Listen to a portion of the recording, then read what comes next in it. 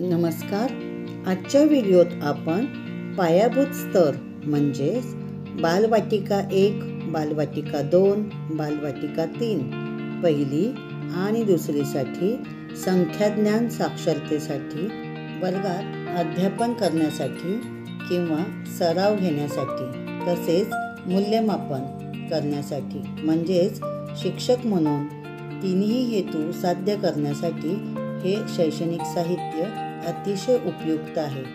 तसेच काही पालक आपल्या पाल्यांचा घरी अभ्यास घेत असतात, त्यांच्यासाठी सुद्धा हे शैक्षणिक साहित्य अतिशय उपयुक्त आहे। इथे आपण सर्व पट्ट्या एका आकाराच्या कापून घेतल्या आहेत, तसेच पेन्सिलचा वापर केलेला आहे।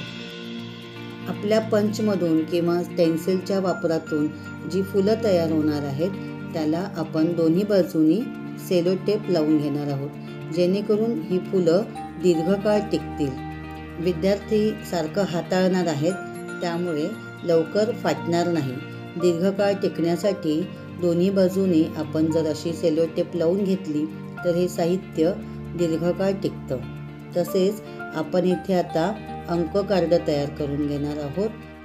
ही अंक कार्ड आपण दोन भाषेत म्हणजेच मराठी माध्यम म्हणून मराठी भाषेत, तसेच आपल्याला इंग्रजी अनिवार्य असल्यामुळे इंग्रजी भाषेत सुद्धा एक दुसऱ्या बाजूने तयार करत आहोत। इथेही आपण दोन्ही बाजूला सेलो टेप लावल्यामुळे त्याला मजबूती मिळणार आहे।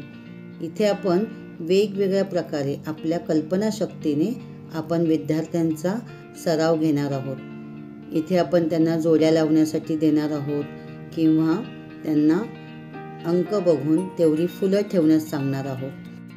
ही फुले ह्या पेन्सिलवर जिथे खाचा पडलेला आहे तिथे सुद्धा आपण ठेवायला सांगू शकतो, म्हणजे विद्यार्थ्यांना अचूकतेने संख्याज्ञान होणार आहे। इथे आपण अंक कार्डांना दोन्ही बाजूनी सेलो टेप लावली आहे, त्यामुळे आपण विद्यार्थ्यांना स्टेपन घेऊन त्याच्यावर लेखन करण्यास देऊ शकतो। तसेच आपण एखाद्या कपड्याने पुसून पुन्हा त्यांना लिहिण्यासाठी देऊ शकतो। यामुळे विद्यार्थ्यांचा संख्या लेखनाचाही सराव खूप छान पद्धतीने होणार आहे। तसेच आपण दोन भाषांचा वापर केलेला आहे, त्यामुळे एकाच साहित्यामध्ये दोन भाषेचे साहित्य तयार झालेले आहे। आपणास हा व्हिडिओ कसा वाटला कमेंट बॉक्समध्ये जरूर सांगा। आणि हो, व्हिडिओ आवडल्यास लाईक, कमेंट आणि शेअर जरूर करा। धन्यवाद।